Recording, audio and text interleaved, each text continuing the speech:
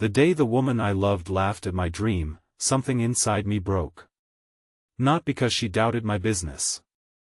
Because I realized she had stopped believing in me long before she said the words. "You've been working on this for 2 years," Melissa sighed, staring at the tiny workshop behind the house. "It still looks like a hobby." "Honestly, Jake, it looks like failure." "Failure." The word echoed louder than the slam of the back door after she walked away. I stood alone in the fading evening light, surrounded by half-finished wooden tables, shelves waiting for stain, and the smell of fresh pine that had become more familiar than perfume or expensive restaurants. Maybe she was right. Maybe everyone else was simply too polite to say it. At 33, while my college friends posted photos of promotions, vacations, and luxury homes, I spent my days covered in sawdust, hoping customers would notice the care hidden inside every piece I built by hand. The orders came slowly. The bills came quickly. Some nights I lay awake wondering if chasing a dream was just another name for refusing to grow up. I almost quit the next morning. If not for my neighbor. Every morning at exactly 7, 72-year-old Walter stepped onto his porch carrying the same blue coffee mug. He always waved. Always smiled. Always asked how business was going. I usually answered, "Getting there." That morning I couldn't pretend. "I think I'm done," I admitted. Walter looked at me carefully. "Done building?" "No."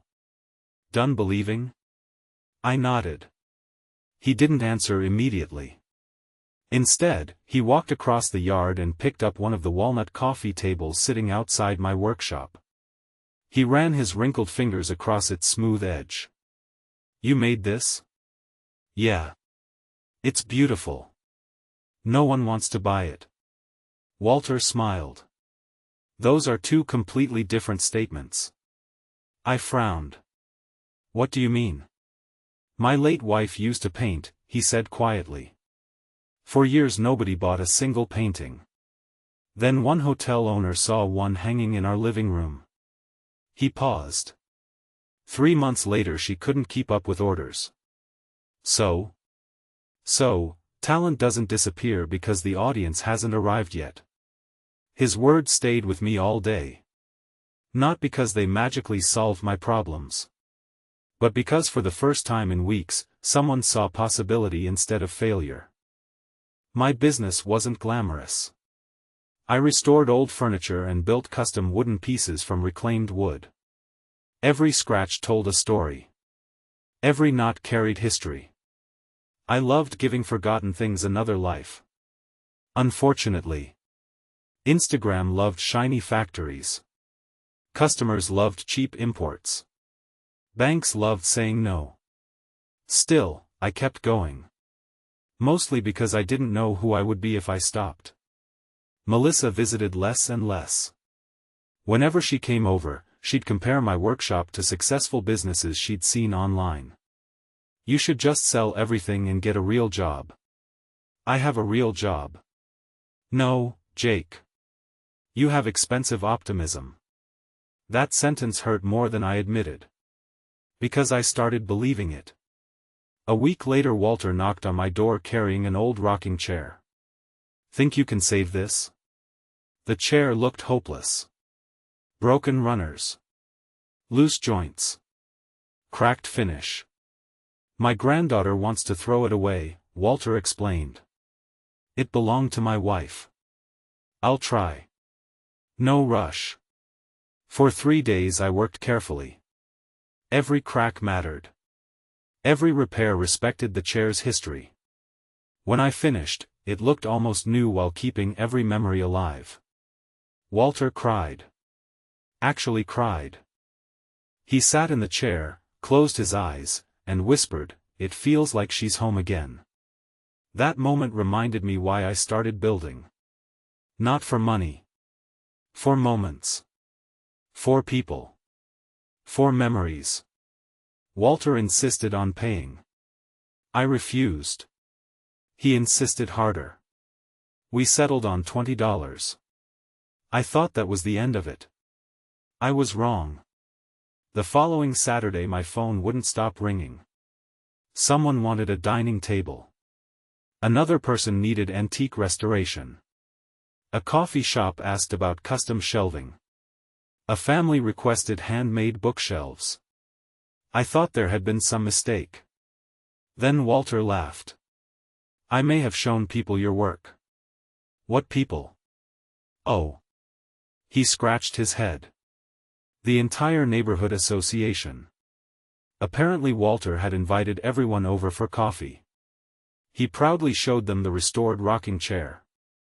Then he spent an hour telling everyone how I'd brought his wife home. People cried. People shared photos. People posted online. Without asking. Without charging. Without expecting anything. By Monday the waiting list stretched almost 3 months. I couldn't believe it. Kindness spreads faster than advertising ever could. Melissa returned after hearing my business was suddenly busy. I knew things would work out. I looked at her. Did she? Because I remembered every conversation. Every eye roll. Every sarcastic laugh. Every suggestion to quit. Success had changed her opinion. It hadn't changed the past. I've been thinking, she smiled. About us? About moving in together. 6 weeks earlier she'd been looking at apartments without me. Now she talked about the future again. Funny how confidence becomes attractive once someone else believes in it first. I need time, I answered. She looked surprised. For what? To remember what it feels like to have someone believe in me before everyone else did. She left angry. I didn't chase her. For the first time. I didn't need anyone's approval. Business continued growing. I hired a young veteran named Chris who'd struggled to find work after returning home. Then Maria, a single mother who loved woodworking but never had an opportunity. Soon our tiny workshop became a team. We laughed. We built. We created things that would outlive us. Walter visited almost every afternoon. Sometimes he brought lemonade. Sometimes sandwiches. Sometimes stories. Mostly stories. He claimed every workshop needed an old man who talked too much. Nobody disagreed. Near Christmas we received our biggest order ever. A local restaurant wanted every table handcrafted from reclaimed oak. It was enough work to keep us busy for months. I was terrified. What if we mess it up? Walter grinned. What if you don't? Simple. Powerful. Exactly what I needed. We worked late nights. Early mornings. Weekends. Not because we had to. Because every table represented another chance. When installation day arrived, customers stopped to run their hands across the wood. One elderly woman smiled. It feels alive. Best compliment I'd ever received. 3 days later I found Walter sitting quietly on his porch. He looked tired. Older somehow. I've got something for you, he said. He handed me a worn envelope. Inside was a faded newspaper clipping. It showed a much younger Walter standing beside a furniture store. My father owned that place, he explained. You never told me. I closed it after he died. Why? I lost confidence. He smiled sadly. I spent 40 years wishing someone had reminded me what I was capable of. He looked straight into my eyes. So I decided not to let that happen to you. I couldn't speak. Because suddenly I understood. Walter hadn't just helped my business. He'd been healing his own regret. Through me. Winter turned into spring. The workshop expanded into the empty lot next door. Customers came from neighboring states. Videos of our restoration work reached millions online. Reporters asked what marketing strategy had changed everything. I always gave the same answer. My neighbor believed in me. Most interviewers laughed, thinking it was a joke. It wasn't. Sometimes one person's faith becomes someone else's future. One afternoon Melissa appeared again. She apologized. Truly apologized. I was scared, she admitted. I wanted certainty. I understand. I didn't know how to support something that wasn't guaranteed. I know. She looked around the busy workshop. You proved me wrong. I smiled gently. No. Weren't you trying to? No. I was just trying to prove Walter right. There was a difference. A huge one. Living to silence critics is exhausting. Living to honor people who believe in you is freedom. Months later Walter stopped coming by. His granddaughter called one morning. He'd passed away peacefully in his sleep. The workshop felt strangely quiet. The coffee tasted different. Even the saws sounded softer.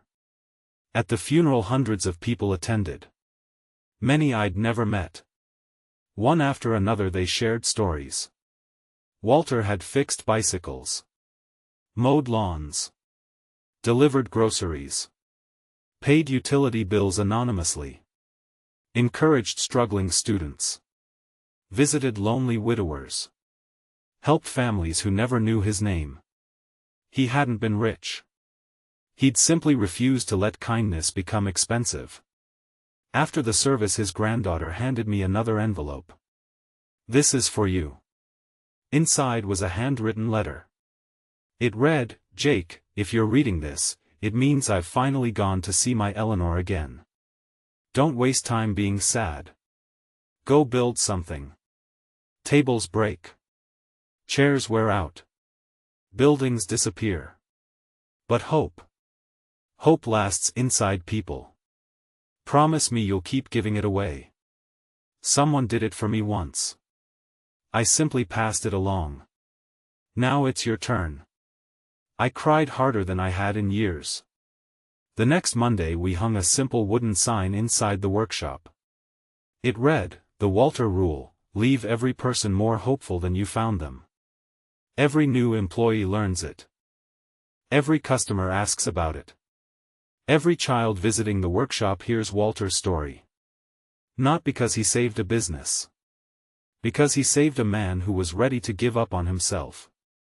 Today our company builds furniture shipped across America. But that's not what makes me proud. What makes me proud is the scholarship we created for young craftspeople chasing impossible dreams. The free woodworking classes we teach every Saturday. The furniture we donate to families starting over after losing everything. The apprentices who arrive uncertain and leave believing in themselves. People often ask what the secret to success is. They expect me to mention hard work, discipline, or smart investments. Those things matter. But they aren't the beginning. Success started the morning one elderly neighbor picked up a handmade table, smiled, and refused to let one broken heart write the final chapter. Because businesses can be rebuilt. Dreams can be restarted. Confidence can return. All it takes is one person willing to say, I believe in you, when the rest of the world has already walked away. And sometimes, that single act of kindness becomes the foundation for a life far stronger than anything money alone could ever build.